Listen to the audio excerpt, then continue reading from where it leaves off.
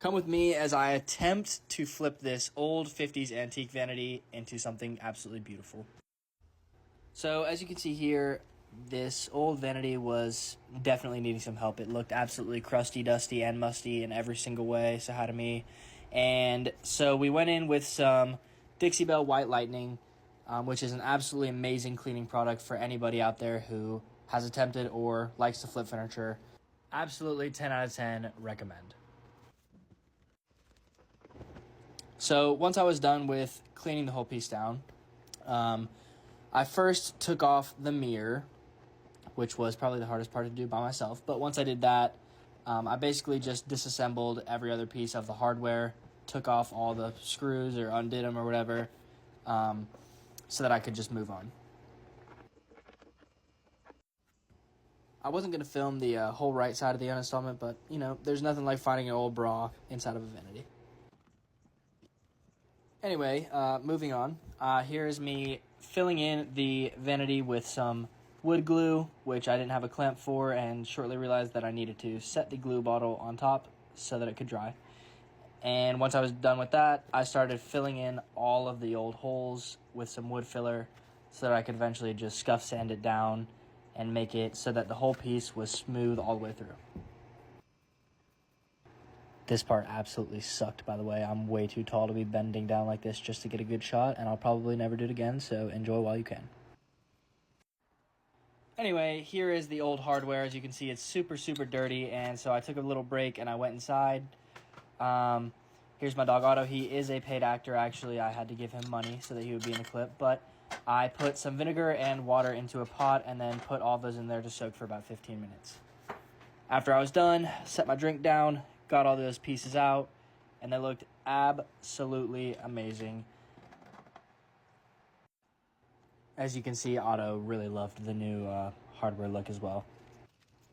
Whenever I was done with all that stuff with the hardware, I came back outside and I tried to sand down the wood filler, and here's me, super dumb, trying a wood marker for the first time and not knowing that you had to press it first. So anyway, after that, I started kind of scuff sanding out all of the old watermarks where somebody had left a glass to sit for about 5 years. I don't know how they got so deep, but then I just graded down all of the rest of the hardware stuff, the wood filler pieces, and then filled it in with that marker, attempting to make it look like the same color as the rest of the entire vanity. So once we were done with all of that crap, I got Big Mama's Butter from Dixie Belle Paint, which is an absolutely wonderful product. It basically makes everything look super beautiful. And then there's the gel stain, which I used the golden oak, and then I just mixed the two together to get a glossy, super nice, darker finish. I just had to wipe down all the places that I kind of scuff sanded, got to get those watermarks out. I was trying to keep the piece as antique as I could, because I don't really want to do too much to it. So then my mom came in, and she's an art teacher, so she's so much better than I am, and helped me with the cloth, kind of fill in that little mixed piece of the gel stain and the Big Mama's Butter to make it look super, super nice. My mom wanted to get a shot of this, so here she is wiping the drawer down because she thought it would look super cool, which it did. Anyway, so I just wanted to show you guys what the Big Mama's Butter does to the inside of a drawer. And I didn't even do anything to these drawers. I literally just left them as is, and I wiped them in with this Big Mama's Butter. And I know it sounds crazy, but this stuff is literally magic. And voila!